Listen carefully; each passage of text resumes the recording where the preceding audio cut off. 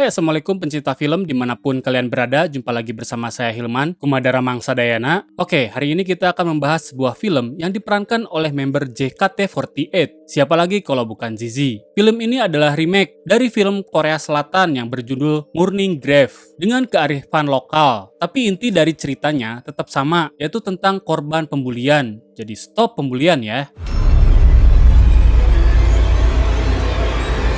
Nah, ceritanya sama. Di sini ada seorang pemuda tanggung bernama Raka yang lagi ngegambar di sebuah bis. Tapi tiba-tiba dia diganggu dan dibully sama teman-temannya. Untungnya ada ras terkuat di muka bumi ini yang menolongnya.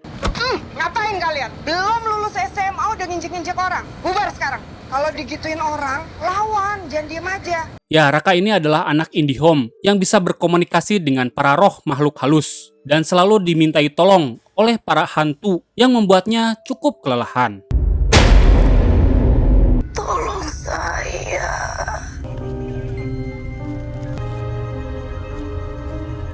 Nah, Raka akhirnya memutuskan kembali ke Bogor, tempat kelahirannya, dan tinggal bersama pamannya yang bernama Mang Ajat. Si Mamang yang berprofesi sebagai penulis ini pun sama IndiHome juga, karena mereka berdua ini adalah keturunan dukun beraliran putih. Oh ya, sekedar info juga, Raka ini adalah anak yatim piatu karena kedua orang tuanya telah meninggal dunia karena kecelakaan.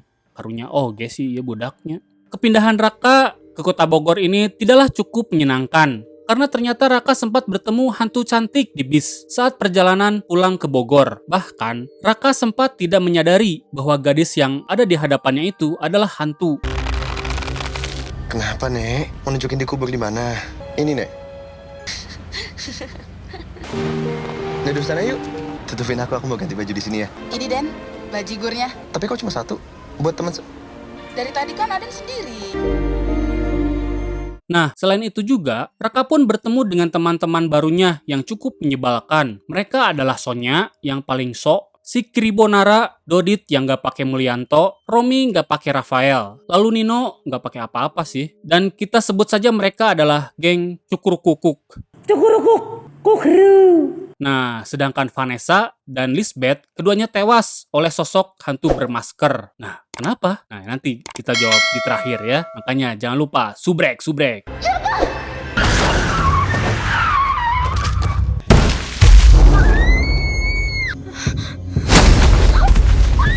Oh ya, para geng Cukurukuk ini pun sering membuli siswi lain, yaitu Erlin, gadis lugu yang berkacamata. Nah, di sekolah baru ini, Raka pun mendapatkan bulian juga dari para geng Cukurukuk ini. Karena mereka tidak suka dengan keindihuman Raka yang menggambar hantu bermasker. Melihat pembulian yang dilakukan oleh geng Cukurukuk ini, hantu cantik itu pun selalu hadir dan memberi semangat kepada Raka. Alih-alih mendapatkan sambutan hangat dari Raka, hantu cantik itu justru jadi tempat pelampiasan kekesalan Raka atas bulian dari geng Cukurukuk itu.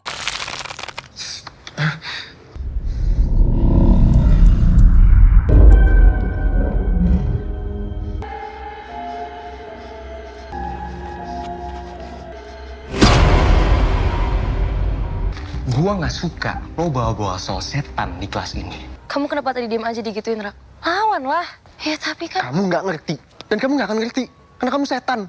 Jadi aku mohon, penting ngikutin aku. Tapi hal itu tidak berlangsung lama, karena Raka pun kembali mencari hantu cantik itu dan meminta maaf atas kesalahannya. Dan mereka akhirnya kembali berbaikan. Lalu Raka memberikan nama hantu itu dengan sebutan Windy. Bahkan saking akrabnya, Raka tampak menaruh hati pada Windy. Sampai-sampai nih, Mang Ajat pun mengingatkannya bahwa Windy itu adalah hantu.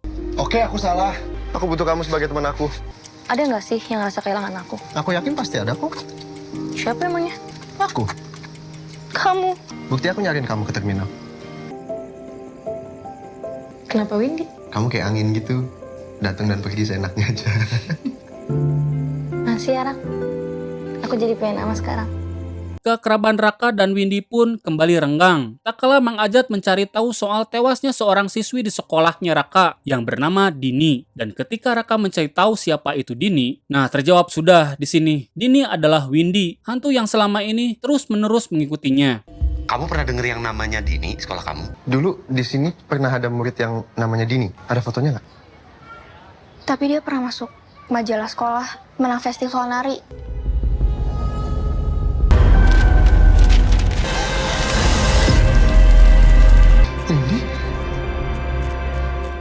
Dan ketika Raka mengatakan Dini adalah Windy, di sini hantu itu pun baru sadar bahwa dirinya adalah Dini, korban pembulian yang dilakukan oleh geng cukur kukuk. Dan bahkan ternyata Pak Dudung yang berprofesi sebagai penjaga sekolah adalah ayahnya Dini. Nah, tapi di sini justru Dini tidak tahu menau soal hantu masker yang selama ini meneror anak-anak di sekolah itu.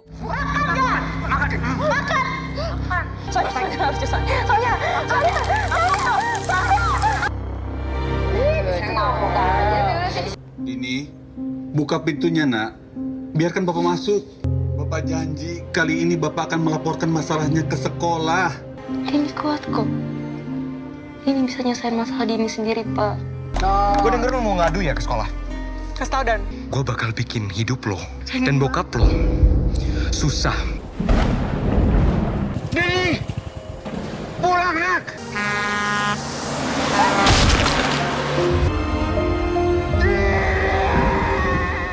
Sementara itu, Mang Ajat akhirnya mengetahui cerita tentang hantu Dini dan menjelaskan bahwa hal ini terjadi karena ada setan dua wajah, yaitu setan yang bersifat saling bertolak belakang dengan karakter aslinya. Nah, Mang Ajat pun teringat akan sosok hantu lain ketika Mang Ajat menolong Pak Dudung untuk membangkitkan arwah Dini. Nah, di sini hantu bermasker itu bermaksud membalas dendam atas apa yang dilakukan oleh geng Cukurkuk kepada Dini selama masa hidupnya. Dan hantu itu pun merasuki Pak Dudung untuk membunuh semua yang ada di sekolah itu, termasuk Nino yang sedang bermain game dan juga Romi yang ketika menyelinap masuk ke sekolah untuk mencuri soal ujian yang disuruh oleh Sonya. Bahkan, Dodit dan Sonya pun akhirnya tewas di gudang yang merupakan tempat tinggal Pak Dudung. Tapi gak ada buaya.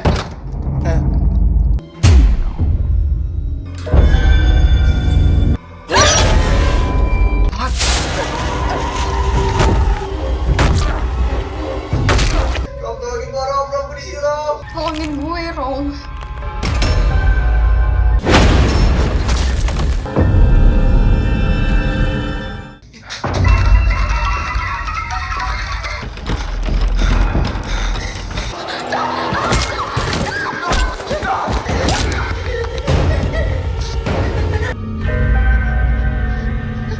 Gue tahu gue salah.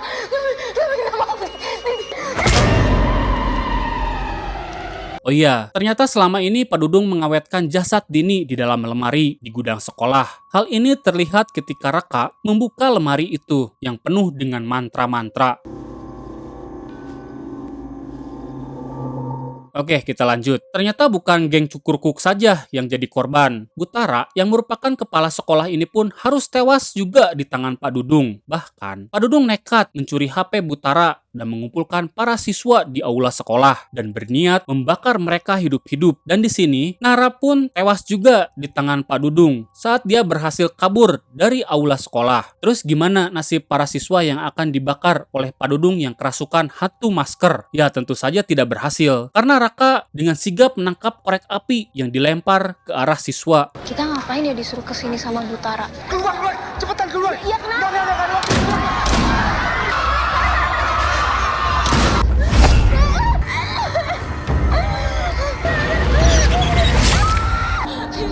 Dini, gue minta maaf, Dini.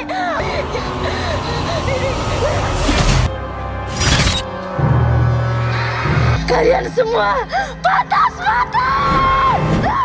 Bahkan, karena gelang ajaib milik Raka lah, tubuh Pak Dudung terpental, terpisah dari sosok hantu bermasker. Dan di sini nih, aksi Raka yang melawan hantu masker cukup flamboyan banget. Yang dimana, Raka dengan sabar menyadarkan hantu Dini dengan memperlihatkan sebuah gambar gadis cilik yang ternyata Raka dan Dini adalah teman masa kecil. Dan di sini pula lah, Raka berhasil mengusir roh jahat yang menguasai tubuh Dini. Dini, jangan biarin setan itu menguasain roh kamu. Maafin kami ya, Din.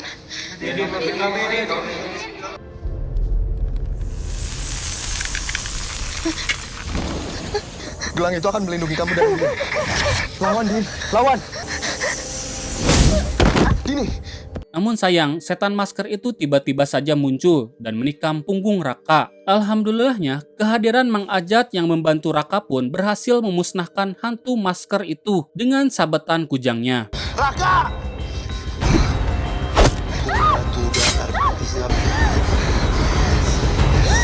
Gak usah seharusnya kamu ngorbanin diri kayak gini, Raka. Pulang. Dini. Selamat tinggal, Pak.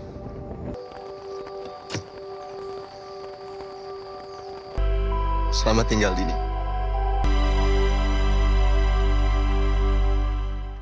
Nah, bagaimana pendapat kalian tentang film ini? Katakan stop pada aksi pembulian, karena hal itu bukanlah sesuatu yang keren ataupun menyenangkan. Bertemanlah dan bersikaplah baik pada sesama teman. Film yang tayang tahun 2022 ini mendapatkan rating 5,7 dari IMDb. Terima kasih sudah menonton sampai selesai. Jangan lupa subrek, like, komen, dan tekan bel notifikasinya ya. Sampai jumpa di video berikutnya. Saya Hilman pamit undur diri. Assalamualaikum warahmatullahi wabarakatuh.